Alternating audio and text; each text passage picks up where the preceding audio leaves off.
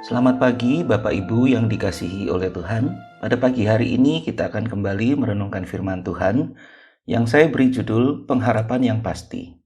Kita akan baca di dalam 2 Raja-Raja pasal 6 ayat 15 sampai dengan 17. Saya bacakan bagi kita semua.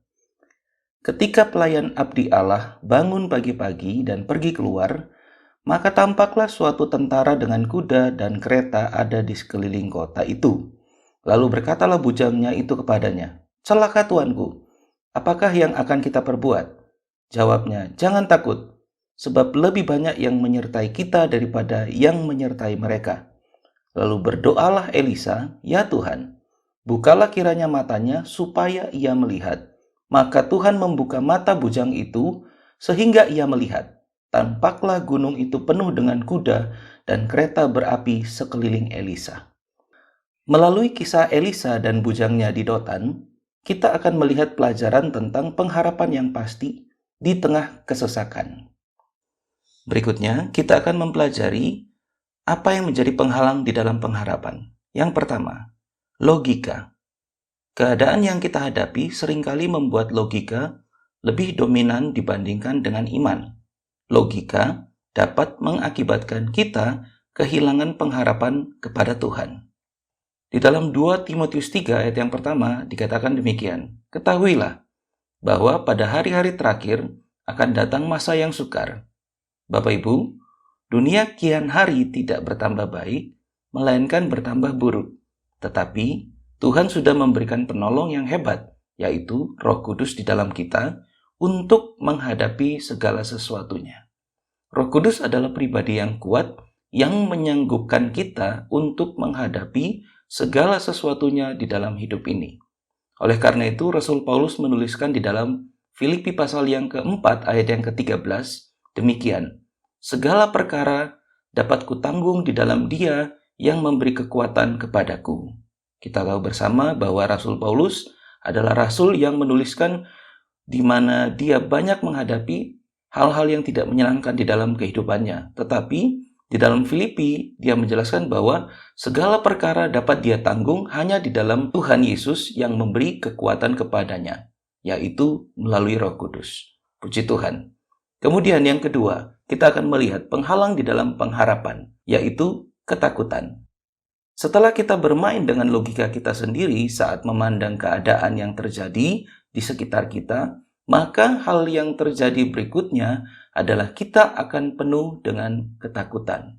Di dalam Mazmur pasal 56 ayat yang keempat dikatakan demikian, "Waktu aku takut, aku percaya kepadamu."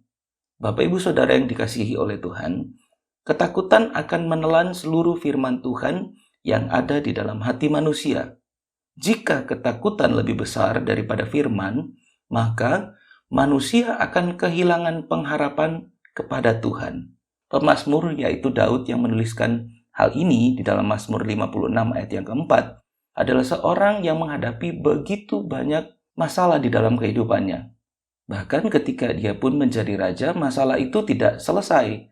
Akan ada terus masalah di dalam kehidupan Daud. Tetapi Daud mempunyai prinsip, waktu dia takut, dia tetap percaya kepada Tuhan. Marilah kita mempunyai prinsip seperti Raja Daud. Waktu kita takut, kita percaya kepada Tuhan. Jika ketakutan lebih besar daripada firman, maka manusia akan kehilangan pengharapan kepada Tuhan. Kita akan melihat ciri-ciri orang yang tidak punya pengharapan. Yang pertama, berpikiran negatif. Di dalam 2 Raja-Raja pasal 6 ayat 15 dikatakan demikian, "Ketika pelayan abdi Allah bangun pagi-pagi dan pergi keluar, maka tampaklah suatu tentara dengan kuda dan kereta ada di sekeliling kota itu. Lalu berkatalah bujangnya itu kepadanya, 'Celaka tuanku, apakah yang akan kita perbuat?'" Orang-orang yang tidak mempunyai pengharapan akan selalu mempunyai pikiran yang negatif dan cenderung pesimis di dalam menghadapi persoalan. Orang yang berpikiran negatif akan mudah sekali khawatir akan segala hal, padahal kekhawatiran dapat menghimpit firman yang ada di dalam orang percaya. Itu kita dapat lihat di dalam Lukas pasal 8 ayat yang ke-14. Dikatakan demikian, yang jatuh dalam semak duri ialah orang yang telah mendengar firman itu, dan dalam pertumbuhan selanjutnya mereka terhimpit oleh kekhawatiran dan kekayaan dan kenikmatan hidup, sehingga mereka tidak menghasilkan buah yang matang. Nah, ciri-ciri orang yang tidak punya pengharapan berikutnya adalah suka bersungut-sungut. Persungutan pasti akan timbul setelah seseorang itu penuh dengan pikiran negatif ataupun kekhawatiran. Di dalam Filipi pasal 2 ayat yang ke-14 dikatakan demikian, lakukanlah segala sesuatu dengan tidak bersungut-sungut dan berbantah-bantahan. Persungutanlah yang membuat kita tidak menerima janji Tuhan, seperti yang dilakukan oleh bangsa Israel di padang gurun. Oleh karena itu, sebagian dari mereka tidak dapat masuk ke tanah perjanjian disebabkan oleh persungutan mereka sendiri. Puji Tuhan. Berikutnya kita akan melihat ciri-ciri orang yang punya pengharapan. Yang pertama, berpikiran positif. Di dalam 2 Raja-Raja pasal 6 ayat 16 dikatakan demikian. Jawabnya, jangan takut, sebab lebih banyak yang menyertai kita daripada yang menyertai mereka.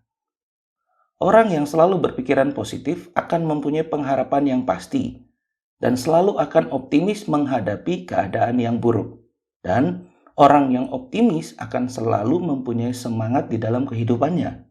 Di dalam Amsal pasal 18 ayat yang ke-14 berkata demikian, orang yang bersemangat dapat menanggung penderitaannya, tetapi siapa akan memulihkan semangat yang patah?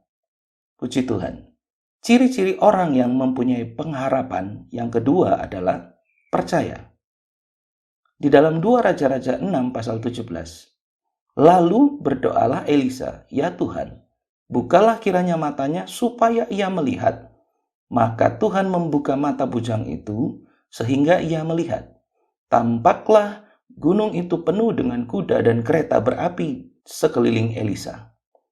Kepercayaan yang murni tidak menuntut suatu pembuktian terlebih dahulu. Alkitab tidak mencatat bahwa Elisa dapat melihat terlebih dahulu daripada bujangnya apabila gunung itu penuh dengan tentara Tuhan. Namun, ia percaya bahwa Tuhan pasti akan menolong mereka. Nah, Bapak Ibu, percaya model seperti ini yang diinginkan oleh Tuhan. Di dalam 2 Korintus pasal 5 ayat yang ke-7 dikatakan demikian. Sebab hidup kami ini adalah hidup karena percaya, bukan karena melihat. Puji Tuhan. Oleh karena itu kesimpulan kita pada pagi hari ini, jadilah orang yang mempunyai pengharapan seperti Elisa. Orang yang optimis dan percaya penuh, sebab pengharapan kita kepada Tuhan adalah pengharapan yang pasti. Ayat yang terakhir kita baca di dalam Roma pasal 5, ayat yang ke-5. Dan pengharapan tidak mengecewakan, karena kasih Allah telah dicurahkan di dalam hati kita oleh Roh Kudus yang telah dikaruniakan kepada kita. Puji Tuhan. Mari kita berdoa. Bapa, kami bersyukur sebab kami punya pengharapan yang pasti di dalam Engkau.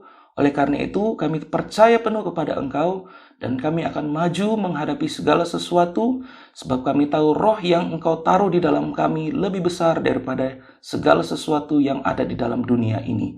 Oleh karena itu, mari Roh Kudus bekerja di dalam kami dan kami ingin melihat setiap mujizat yang Engkau kerjakan di dalam kami. Berkati seluruh jemaat-Mu, berkati seluruh hamba-hamba-Mu yang ada di GPD Lembah Dieng. Kami percaya semuanya kami sudah diberkati pada pagi hari ini. Di dalam nama Tuhan kami Yesus Kristus, kami sudah berdoa dan mengucap syukur. Amin. Puji Tuhan, Tuhan Yesus memberkati.